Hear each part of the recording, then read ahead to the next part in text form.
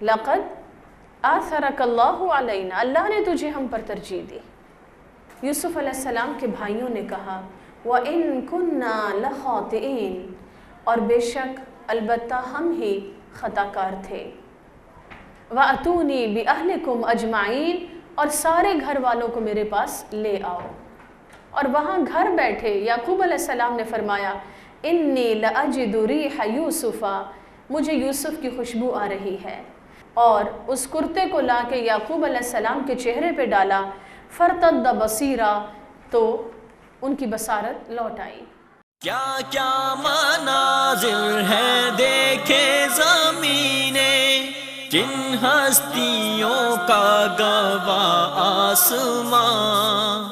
کچھ لوگ ایسے تھے ملتے ہیں اب بھی ہستی کے صفحے پہ جن کے نشان۔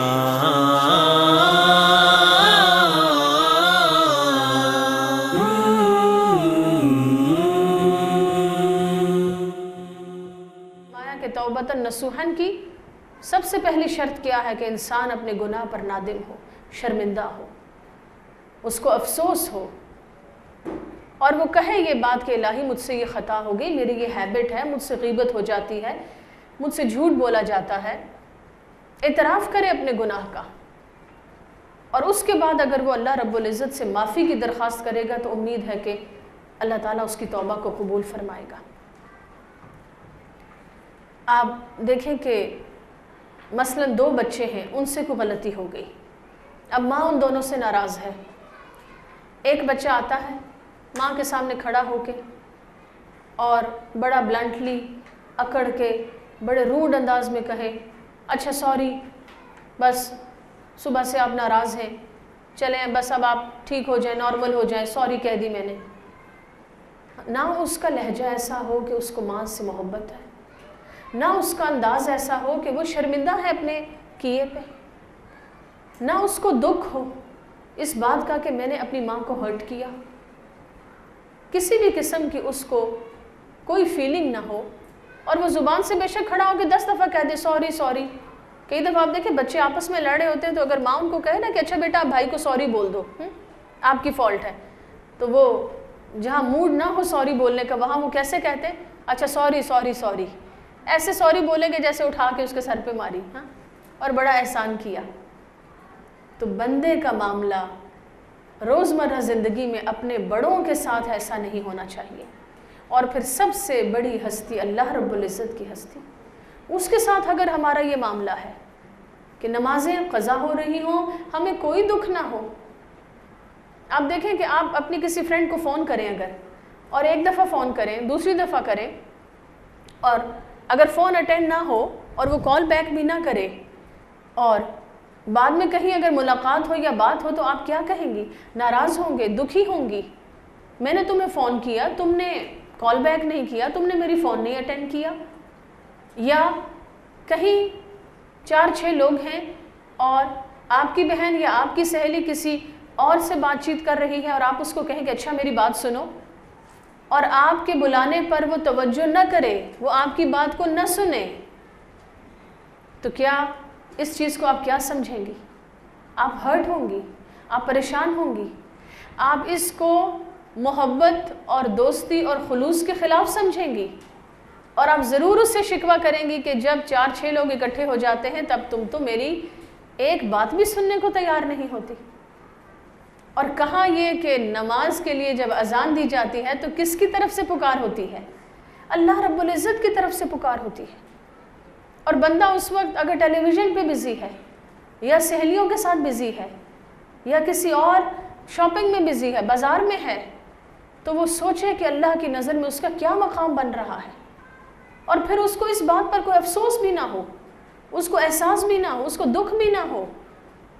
کہ میں نے اپنے رب کا جو حق تھا اس کی فرما برداری کا، فوراً اس کی طرف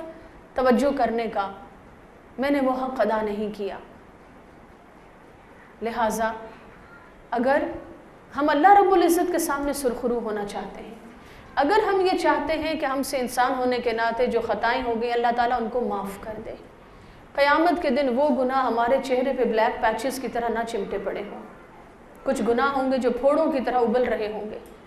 کچھ گناہ ہوں گے جو انسان کو ٹکڑے کیے ہوئے ہوں گے۔ اگر ہم اس دن کی ذلت اور رسوائی سے بچنا چاہتے ہیں تو ہمیں توبۃ نصوحاً کرنا ہوگی۔ توبۃ نصوحاً کی نمبر 1 سب سے پہلی شرط، اپنے دل میں گناہوں کا اعتراف کریں۔ بے شک ایک لسٹ بنا لیں، یہ مسٹیکس ہے میرے اندر، یہ کمی ہے میرے اندر، پھر ایک ایک کر کے ان چیزوں کو انالائز کریں۔ کیا وجہ ہے؟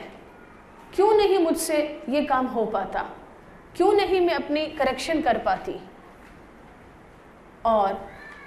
اگر کسی انسان کے حق میں حق تلفی ہو رہی ہے، جب تک انسان معاف نہیں کرتا اللہ تعالیٰ بھی معاف نہیں کرتا۔ اپنے حقوق تو اللہ تعالیٰ خود معاف کر سکتا ہے، لیکن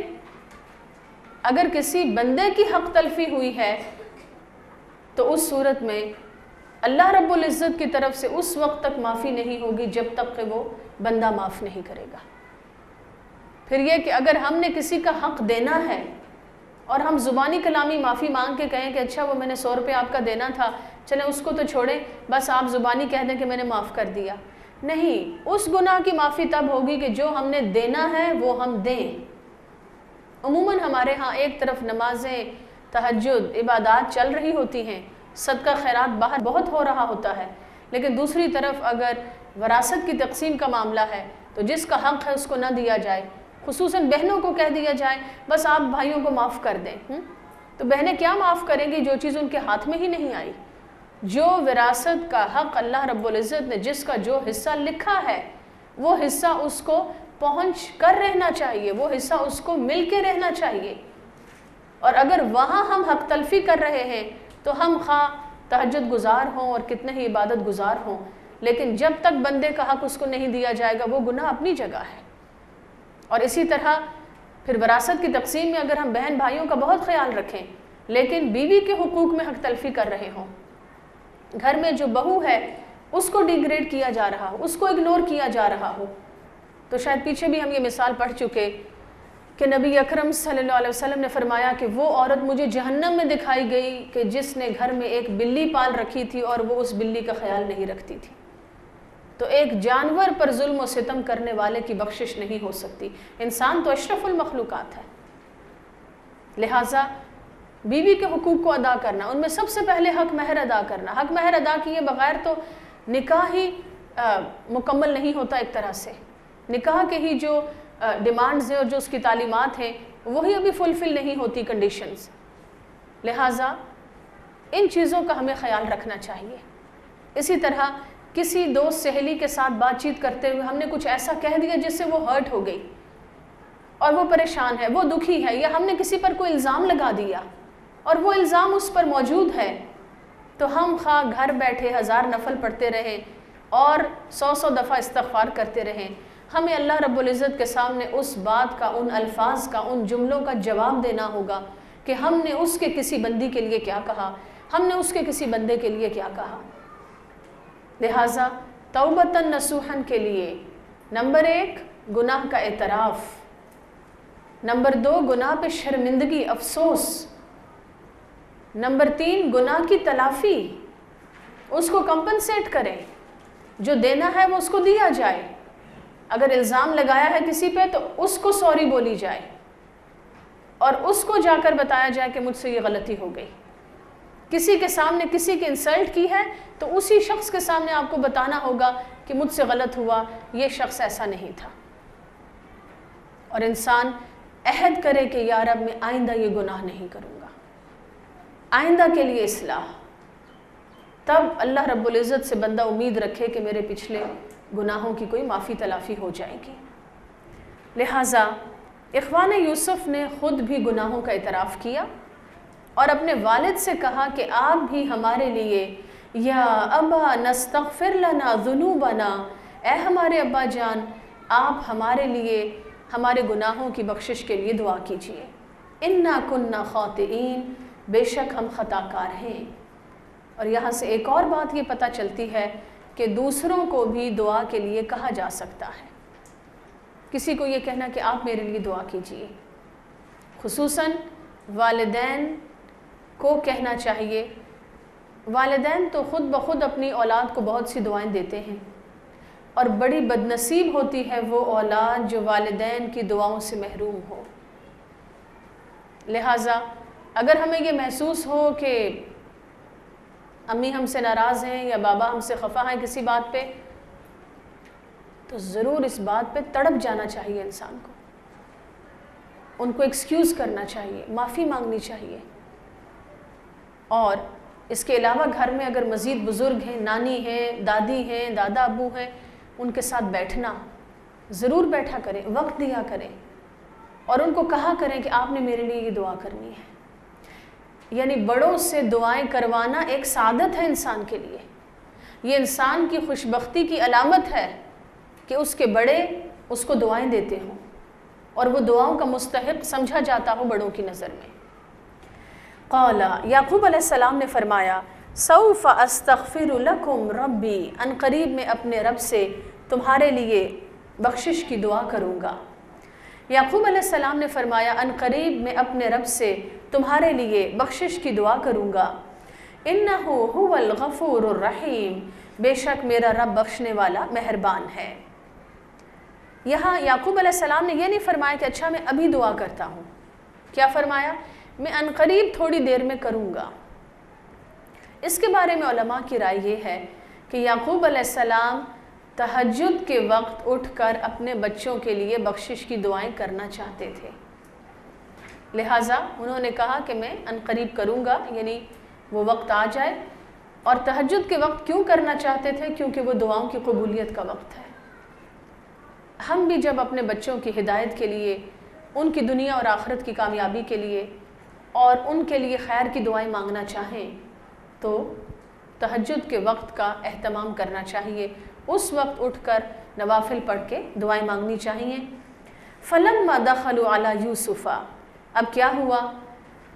جب وہ داخل ہوئے یوسف علیہ السلام پہ، یعنی یوسف علیہ السلام کے پاس پہنچے،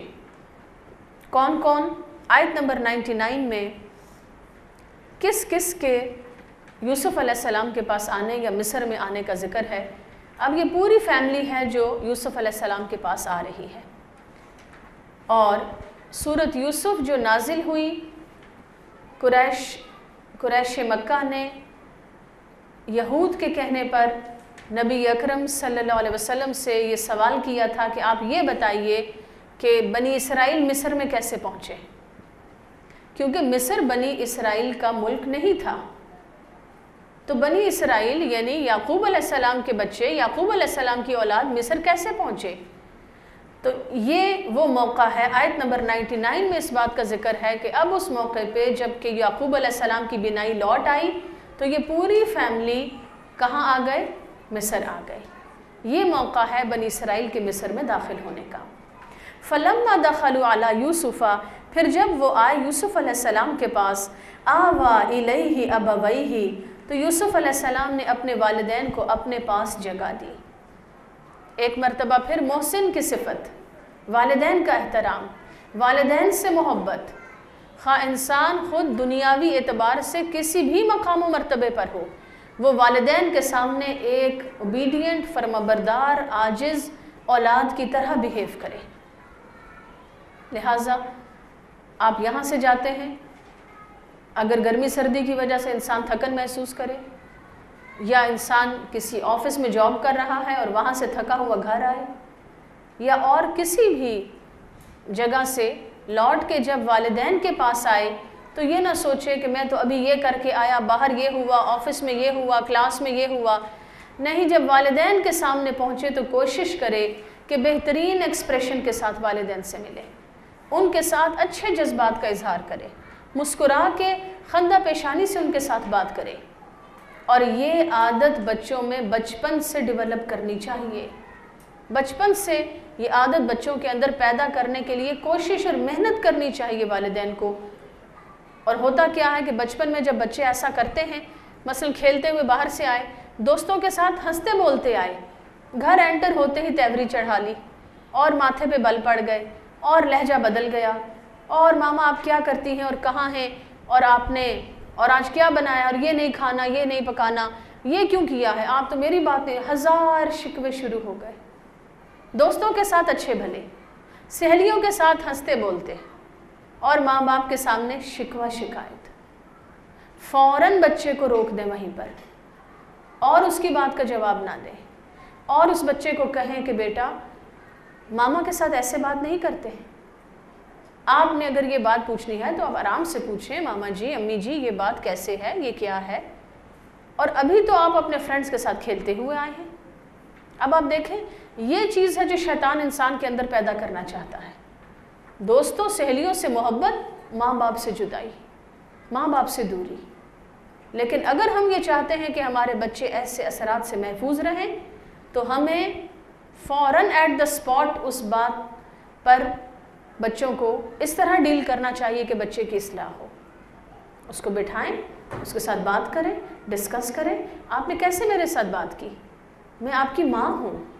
ماں کے ساتھ ایسے بات نہیں کرتے، اس کی اجازت نہیں ہے۔ عموماً ہم یہ سمجھتے ہیں کہ چونکہ ہم ماں ہیں لہٰذا بچوں کے سامنے بالکل فلیٹ، نہ کوئی بات کرنی ہے، ناراض نہ ہو جائیں، بچے غصے نہ ہو جائیں۔ یاد رکھیں کہ ماں سب سے پہلی استاد ہے اپنی اولاد کی، سب سے پہلی استاد ہے، اور اگر ایک ماں اپنے بچے کی تربیت نہیں کر پا رہی، وہاں کمی بیشی ہے۔ مثلا بچے اسکول سے آتے ہیں استادوں کی غیبت کرتے ہیں، اور یہ ہیبٹ اگر بچے میں ڈیولپ ہو جائے تو پھر آپ دیکھیں کہ بڑھاپے تک غیبت چلتی ہے۔ جن لوگوں کو ایک عادت ہوتی ہے باتیں کرنے کی، وہ ہر وقت جس کے سامنے بیٹھیں گے کسی تیسرے کی بات ضرور شروع کر دیں گے، اور اسی سے وہ ریلیکس ہوں گے، اسی سے ان کو تشفی ہوگی کہ ہم نے کسی کی برائی کی، ہم نے کہا وہ برا ہے وہ برا ہے اور ہم اچھے ہیں۔ بچپن میں جو عادتیں ڈیولپ ہو جائیں جوانی میں اور پختہ ہو جاتی ہیں۔ لہٰذا اگر چھوٹا بچہ ہمارے سامنے استاد کی غیبت کر رہا ہے، اس کو کہیں نہیں بیٹا اگر آپ کو کوئی پرابلم ہے تو مجھے اپنا پرابلم بتائیں، یہ کہنے کی اجازت نہیں ہے کہ ٹیچر اچھی نہیں ہے، ٹیچر بری ہے، آپ یہ بتائیں کہ مسئلہ کیا ہے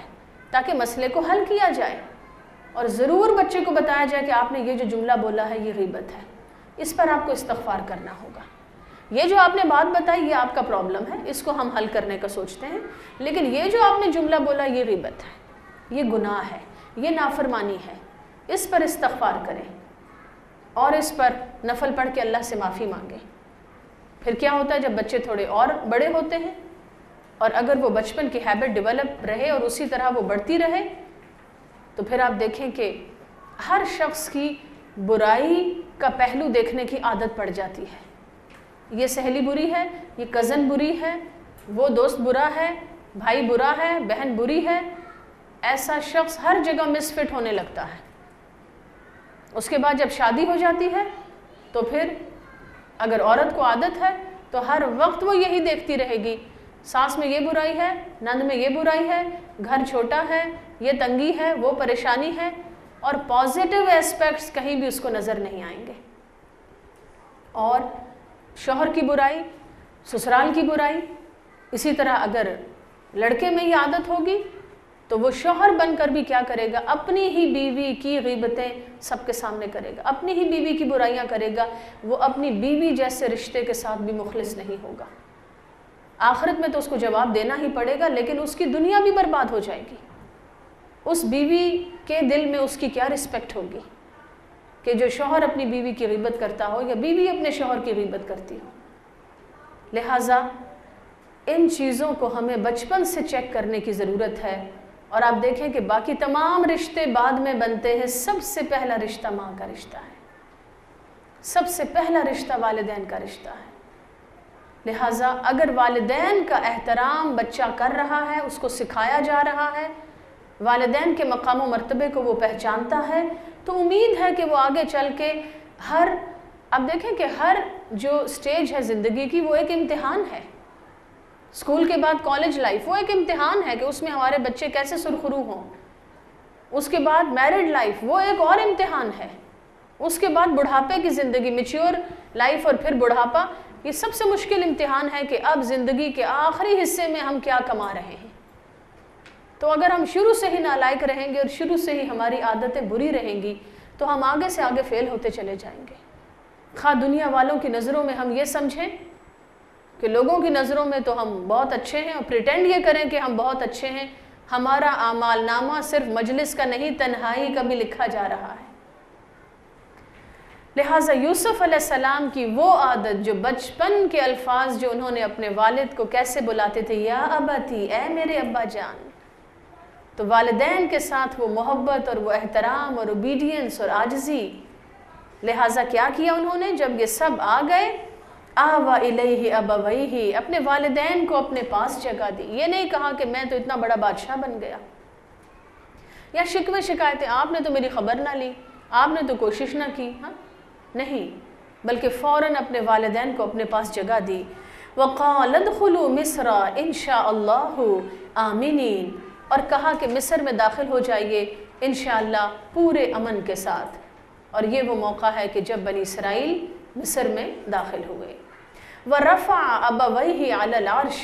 اور یوسف علیہ السلام نے اپنے والدین کو اپنے پاس تخت پہ بٹھایا۔ وَخَرُّوا لَهُ سُجَّدًا،